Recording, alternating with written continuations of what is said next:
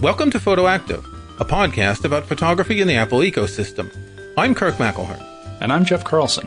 This episode is brought to you by Masters of Photography, online masterclasses with the greatest photographers in the world. We'll have a special offer for you on Masters of Photography courses later in the show. Thanks for joining us again at Photoactive. Depending on where you are in the world, it is either daylight savings time or it's not, because it's going to change soon. I don't know about you, Jeff, but I hate daylight saving time. I would rather it be the same time all year round and we wouldn't have to shift twice a year. It confuses things. I used to always think that it was great because, hey, you get more time, and then this fall one comes around and you just get hammered in the head. So I agree. No, Jeff. Spring ahead, fall back, you get the extra hour in the fall. Oh, well, see, that's part of the confusion. Exactly. I always got it wrong. The problem is, it's like you're borrowing an hour in the fall and you have to pay it back in the spring with interest. Yeah, it made sense when we were all on farms, but it's not the case anymore. Well, I'm kind of on a farm. Actually, what I find interesting about it is as it will be darker later in the morning, when I get up and it's still dark out and foggy, I can go out with my camera and take some pictures. I shared a picture in our Facebook group last week. In a recent episode, we talked about shooting HDR, and I just went out and shot the field across from me. It was in the morning. It was a foggy day, so it wasn't like really early. But I had discussed my idea of shooting fields and horizons and all that. And it's true that in the morning, the light is really interesting if I get it at the right angle. And if there's a little bit of fog or a little bit of mist. So I'm kind of looking forward to the darkness later. So I might have more chances to do that without having to wake up too early. I guess so. You have fewer hours of sunlight during the day. And although the middle of the day isn't, great for shooting pictures, you do have to think more about making sort of evening shots or long exposures on tripods. But also going into winter, this is prime time to catch up on your photo editing and go through your shots that you've been, making during the summer. So it's sort of like that photographer's cocoon of the winter. Grab a hot beverage, look at your photos, fall asleep in front of the fire. Whoa, I'm almost asleep now. Chestnuts roasting and all that. Actually, this is also a good time to maybe consider trying some still life photography. I've been doing that off and on with flowers that I've been cutting from the garden, taking indoors, using natural light through windows and reflectors and things like that. And if you do that in the winter, you might want to try just with simple things. It could be, a lemon and an egg or a couple of dried flowers, things like that. Put them on a table, put them in a place where you can try different types of lighting, straight lighting reflecting off a ceiling, a wall, etc. I think one of the problems we have as photographers is we shoot what's there unless we're professional studio photographers, and we really need to learn how to use light. And using it in that sort of microcosm, that small situation where you can actually manipulate light is quite interesting. Let me ask you this question, though. When you're doing your shooting, what kind of settings are you using? Are you shooting manually, or are you shooting using the camera's automatic settings? Well, I'm doing it the right way. Well, let's take the kind of thing where I've got my camera on a tripod and I'm shooting a flower outdoors, indoors, whatever, that sort of thing. I will almost definitely use manual focusing because when you're shooting something that's a macro, it's really important to get the correct focus point. However, when I'm shooting macro photography, I'll very often use a smaller aperture and a longer exposure because the smaller aperture gives you more depth of field and makes the focusing more interesting. But when I'm out and about, walking around with my camera, taking pictures of whatever, I don't use full automatic mode, but almost. I don't have time to think about changing all these things manually when I'm walking around taking pictures. Hang on a second. You said you were shooting the right way, but you just said the wrong way. You said you were using some of the automatic modes instead of the manual mode. I thought you were a photographer. Are you not a photographer? I'm sorry, are you not a real photographer who shoots only manual mode, using only prime lenses? Exactly. There is this meme that only people who shoot manual are real photographers. But of course, if you want to go that route, only people who shoot manual with a handheld light meter are real photographers. Or only people who shoot manual with film with a handheld light meter are real photographers. Definitely. And only people who record podcasts to tape are real podcasters. Oh, no, wait. I'm taking that too far. Yeah, that's a bit exaggerated. Though it would be interesting if we did have reel-to-reel tape decks. But that's a topic for another podcast.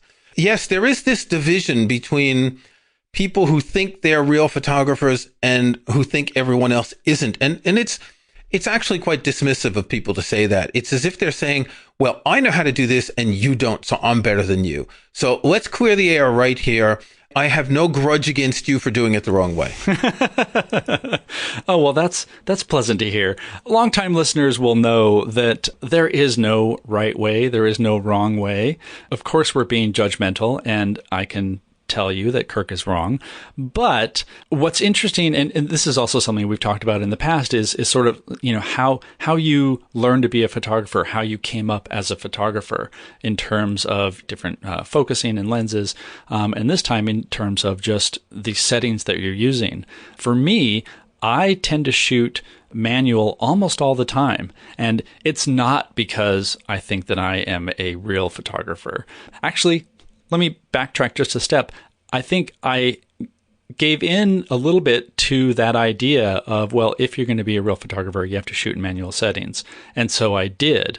And ultimately, that's been good for me because it's allowed me to, better understand, the relationship between aperture and shutter speed, and offsetting your shutter speed with the ISO level and all of that, and figuring out different scenes and what the settings should be for that.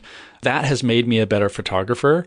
But just because I solely shoot manual doesn't mean that I am better as a photographer. Right. Neither gear nor the way you shoot will affect the composition of your photos. You may take them in more or less a professional or bespoke manner, but you may still make bad photos, even with a Leica or a Hasselblad. I would actually argue that I probably make more bad photos shooting manually because there are often times when I'm off, I'm underexposed, or I am looking at the LCD and not paying attention to my histogram, and I realize, oh, this looks really good, and I shoot it a stop or two under because it looks good there. So there's a lot more trial and error, take a shot, do a little bit of chimping, and look at the result and adjust from there rather than relying on the camera to do a lot of that for me. So ultimately, I think I am making more bad shots, but it's digital, and so I can throw them away. Arguably, shooting manual does teach you more about using the camera. It teaches you more about the relationship between what's today 3 elements, the shutter speed, the aperture, and the ISO. When I was young, we didn't get to change the ISO setting. In fact, it was called ASA, and it was on the box of the film that you put into the camera. So you only had the 2 elements, which were the shutter speed and the aperture. So I started shooting film, and this is how I learned how to do it. And then I bought a fancy new camera. And I thought, why am I spending all this money on a camera if I'm not going to use all the great features it has, like autofocus, which, when you think about how fast you can focus something with autofocus compared to turning that focus wheel. And I need glasses, but I can't wear glasses when I'm using a camera, and I've got the little diopter thing on the viewfinder, but sometimes it gets moved. So I can't necessarily tell if something's in focus if I have to do it by eye. Why should I have to calculate, even in the back of my mind, even instinctively, which shutter speed or which aperture I want for a particular shot? Why should I carry around a light meter? My camera has a wonderful light meter. You can use a zone focus, you can use a spot focus, and the metering adjusts accordingly. So you can meter, say, just on the face of the person you're shooting, or you can meter on the foreground or the background in a landscape, etc. We recently talked about HDR, where you would want to take several photos, and you would use your metering sometimes in the foreground, sometimes in the center, sometimes in the background. The thing is that these cameras are computers with lenses. They're not just little boxes with glass and film. They're computers, and they're very powerful computers. And we need to take advantage of this. Now, I do shoot in what I would say is a semi-automatic mode. Some cameras have a fully automatic mode. It's generally called program mode. We have Fujifilm cameras that actually doesn't have a program mode, but you can set everything to automatic. So it's kind of the same thing. But when you do this, you can move, on my camera, it's set to the back dial. I don't know if that's default or if I set it. if you do this, this uses what's called program shift, and it will change the combination of shutter speed and aperture. So if I turn it to the left, it makes the shutter speed lower and it raises the aperture. And if I turn it to the right, it goes the other way. I do like to use this because I'm more interested in choosing the aperture to affect the depth of field than anything else. And I rarely shoot anything where I need an absolute fast shutter speed. Let's say you're shooting sports. In that case, you have to have shutter priority because you need to have a fast shutter speed. I think the key here is there aren't just the two extremes. There isn't shooting entirely manual and shooting entirely auto. Whenever I'm shooting anything semi-automatic, it's usually in aperture priority mode when I want that soft background, and I'm going to do that by having a low aperture and let the camera figure out the shutter speed. Or as we have talked about in terms of like doing some street shooting or something, what's important is getting a clear shot. And so you'll do shutter priority mode where you say, I need this shot to be 1/200th of the second, because you know that that's going to freeze the action. And then let the camera figure out the ISO, let it figure out the aperture, because it's good at that. Okay, we're going to take a quick break, and when we come back, we're going to talk a little bit more about this. We're going to discuss the 3 different elements involved in exposure and talk about how they can be set to automatic or manual or some sort of combination of the two. Masters of Photography is a unique online learning platform that brings together some of the world's most acclaimed photographers, the masters. You can enjoy an unprecedented insight into the way these photographers work during intimate lessons that capture their knowledge, ethos, and philosophy. I've taken the Masters of Photography course with Joel Meyerowitz, one of my favorite photographers, and I was impressed by his passion for photography and his desire to transmit his knowledge to others. With more than 5 hours of video and 34 lessons, Joel Meyerowitz discusses technique, inspiration, and his career, and gives some practical tips about shooting in the street, taking portraits, and even still life photography. I strongly recommend this course with Joel Meyerowitz, and Masters of Photography has a special offer for PhotoActive listeners. Get 5% off any course with the code PhotoActive. Go to mastersof.photography and enter the coupon code PhotoActive, or use the link in our show notes. That's mastersof.photography. I really enjoyed this course, and I think you will too. Okay, so we were talking about the exposure triangle, and this is something that people will discover when they start out in photography, that there's a relationship between the 3 elements that will affect how much light hits the sensor of your camera. If you're using film, there's only 2 of them. So the first one is the ISO, formerly known as ASA. ISO is the International Standards Organization. ASA was the American Standards Association, I believe. And it's an organization of people that set standards so that your pipe fittings are all certain sizes and they can't be random sizes like 11/16 of an inch or whatever. And one of the standards is determining the amount of light that equals the ISO. Does that make sense? Basically, there's a fixed amount of light for a certain ISO. ISO 100 with every camera should be the same amount of light. Now, ISO is interesting because back in the day, our ISO or ASA was something that we would get on the film and you didn't have a choice. So you would get a slower film when you were taking pictures at the beach, Kodachrome 64 or something like that. When you wanted to shoot in lower light, you'd get, say, Ektachrome 200. Or if you were doing black and white, you get Tri-Expan 400. If you were really hip, you would push process the film. So you could set your camera to say that the ASA was 1600, shoot it on the 400 film, and when you told the lab to process it, they would process it as if it was 1600. And that way you'd get a really grainy type of look, which you can get now with noise at a high ISO. So cameras have a basic ISO, and you can increase that ISO. Most cameras, it's 100, 200, 250-ish is the basic. On our Fuji cameras, it's 200, and you can easily go up to 6400 ISO or more, but you get more noise, more grain as you get to higher ISOs. The reason we want to adjust the ISO in the first place is because ISO determines the light sensitivity of the sensor. The higher the ISO, the faster shutter speeds you can achieve with that noise trade-off. So quite often, if you're in a low light situation or even just an active situation and you just want to boost your shutter speed, but if you normally would boost the shutter speed, you would end up with a darker exposure because less light is coming in. So by twiddling your ISO, increasing it to 800, 1600 on cameras today, that's really a totally acceptable range to be in, and you don't even see very much noise from it. You can increase your shutter speed and still have plenty of light filling up your image. Yeah, as Jeff said, you can get to 1600 comfortably on most recent cameras. It's kind of funny because people use filters and effects to add grain to photos. So they'll be taking this photo in bright daylight and, with 200 ISO, and then they'll throw the grain on. Just turn the ISO up. I often walk around with my camera set at like 800 ISO just to be safe when I'm in shadows. I don't always use automatic ISO because sometimes it just doesn't seem to work for me. And I need to figure that out with my camera because there are different ISO settings and what happens with minimum shutter speed and things like that. That's something, maybe this is a Fuji thing, or maybe this is just a thing with my particular Fuji X-T1.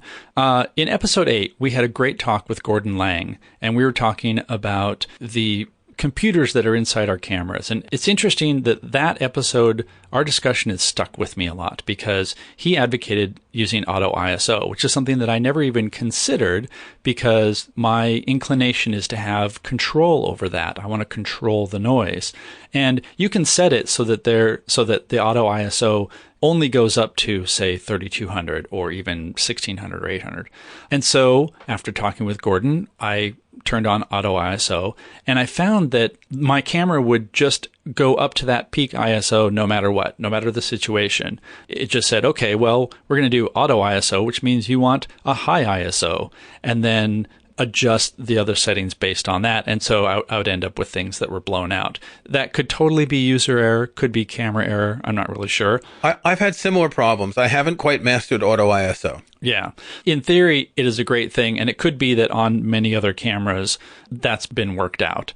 But it does give you a little bit of wiggle room. So again, you're not having to either go to one extreme and say, I'm going to have only ISO 200, I'm going to have only ISO 6400. And that lets you play with your manual settings if you want, or you can play with your shutter speed while you have your aperture set to auto. So the second element that we adjust is the shutter speed, as you were just mentioning. Shutter speed's interesting because depending on your camera, you can shoot at, let's say a comfortable shutter speed is around 100th of a second. You don't want to go much below that.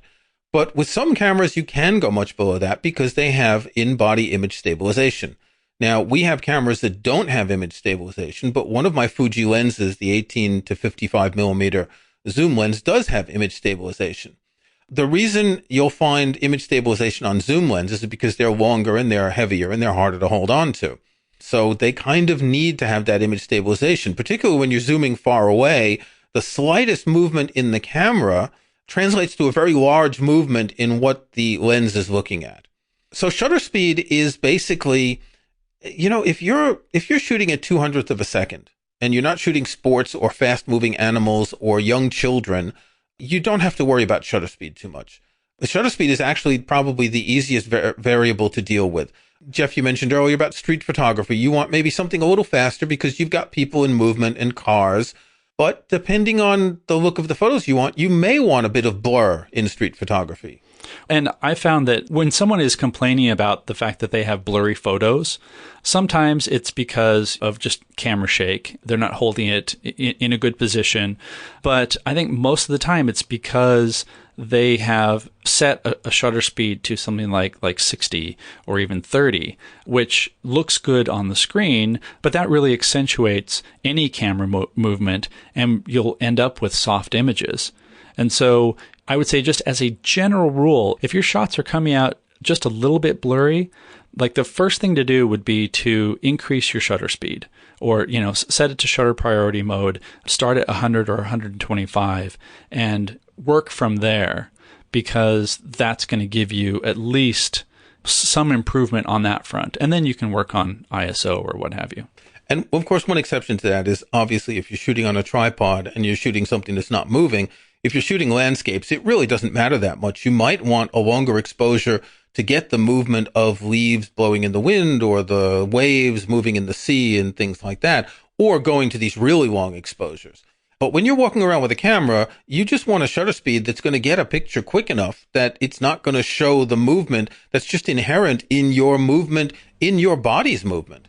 You're bringing up a great point. Also, whether you're shooting using manual settings or auto settings really depends on the circumstances you're in.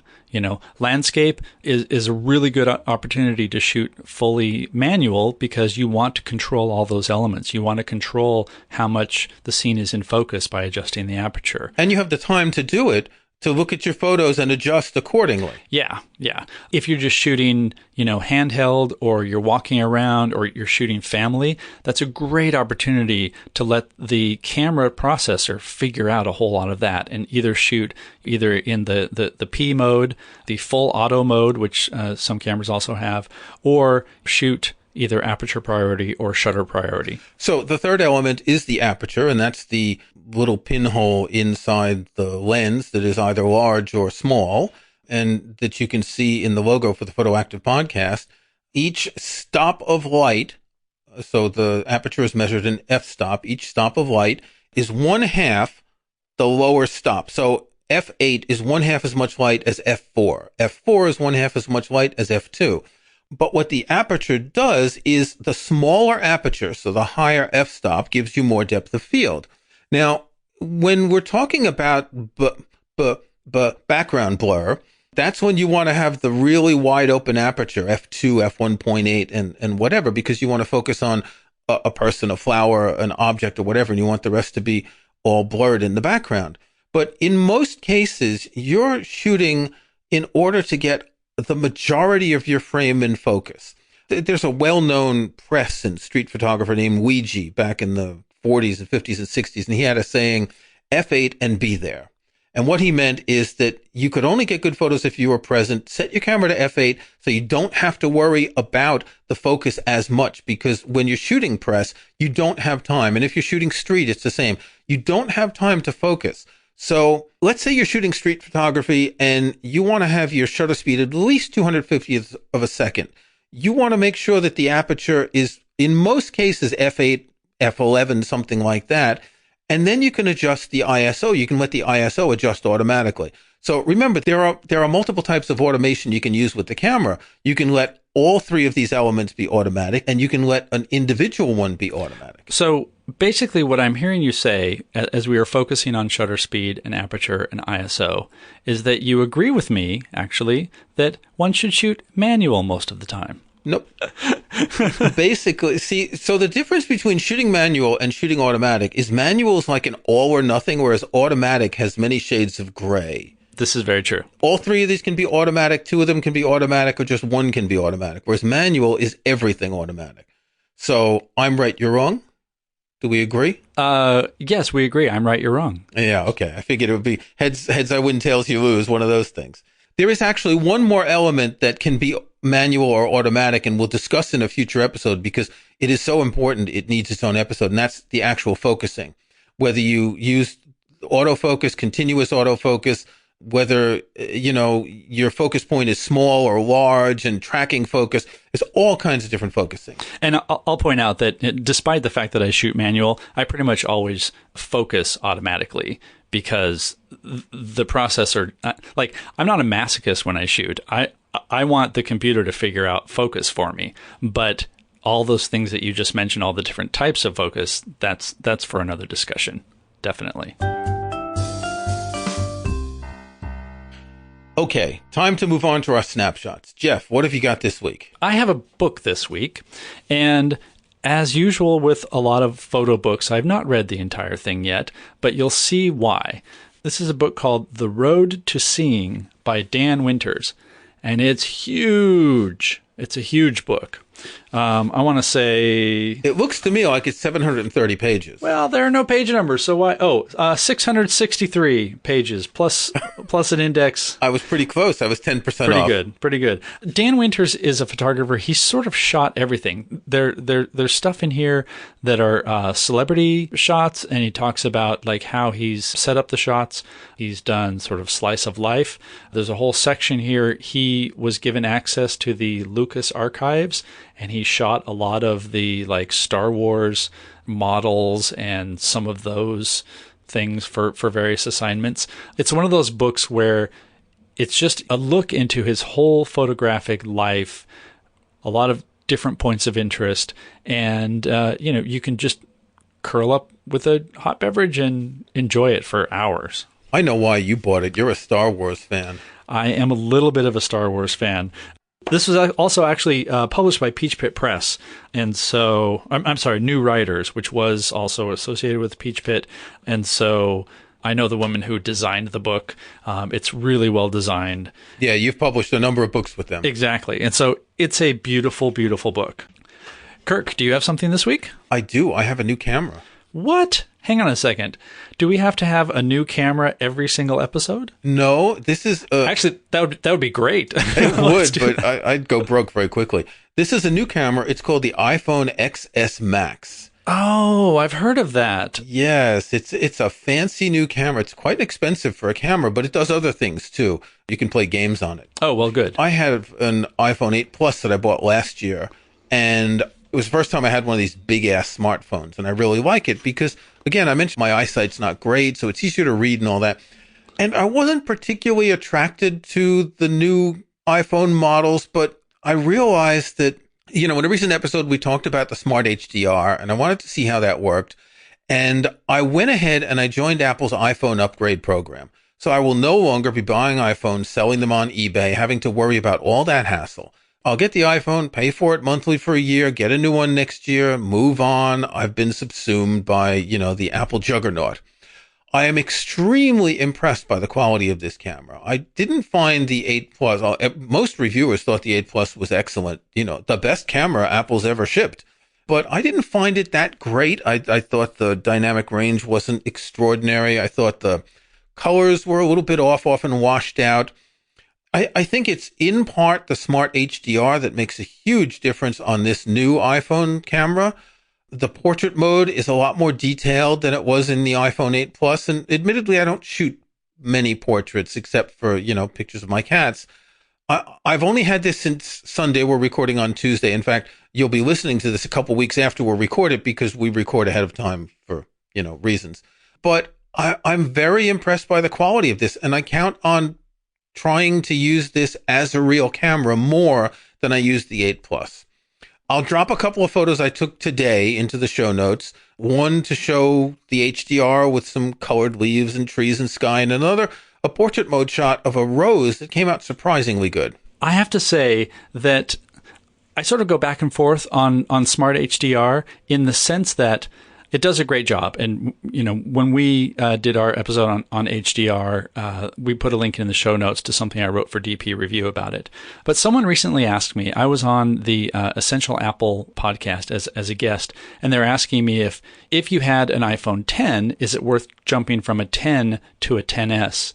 And I sort of waffled a bit. I was like, yes, it's definitely better, but just going from 10 to 10S, it's not light years unless you really, really care about the camera. But, honestly, going from something earlier than the 10, even including the 8, I would agree with you there. It does seem like quite a jump. It reminds me of when the iPhone 4S came out. And the idea was, hey, I'm going to get this new camera. Oh, that also does all the other things like you mentioned. One thing I noticed is I walked around my garden this afternoon and I took photos of the same scenes with both phones. One first the new one, then the old one. So they're more or less exactly the same. One thing I noticed was that often the iPhone 8 Plus would use, since I had auto HDR on, it would take an HDR shot. And so I have it set to save both, and that's how you can tell that it's been doing both. But the XS Max would not. So its basic algorithm of photos is better even when it doesn't need the HDR. Does that make sense? Sort of. Did you have the Smart HDR option turned on the Yes. 10S? Okay. Yeah. No, I have some where I have both photos, the original and the HDR, but in some cases with the XS Max, it only took the one. It didn't even need the HDR because the dynamic range is so much better just by default. Oh, fascinating. That's cool. So anyway, if you do need a new camera that can also make phone calls and play games and use Twitter and stuff like that, you might want to look into this. Now, I believe the XS and the XS Max have exactly the same cameras. It's just a question of the screen size. And if you're used to a larger screen, then check out the Max. If not, check out the smaller one, which you have, right, Jeff? That's right. Yeah. I prefer the smaller size, but it's totally both the hardware in both cameras. Sorry, the hardware in both phones is exactly the same. It's hard, isn't it? We're talking about cameras, and a lot of people buy this because of the camera, and the phone stuff is an extra. Oh, yeah. So it's easy for us to slip from phone to camera and back again. Thanks for listening to Photoactive. You can find show notes, including any photos we discuss in the show, at photoactive.co. That's photoactive.co. We couldn't afford the M. You can subscribe to Photoactive in your favorite podcast app or in Apple Podcasts. See the links on our website. And think about leaving us a rating or review on iTunes or in your podcast app. Don't forget that you can get 5% off any course at Masters of Photography with the coupon code PHOTOACTIVE. That's PHOTOACTIVE in one word. Until next week, thanks again for listening.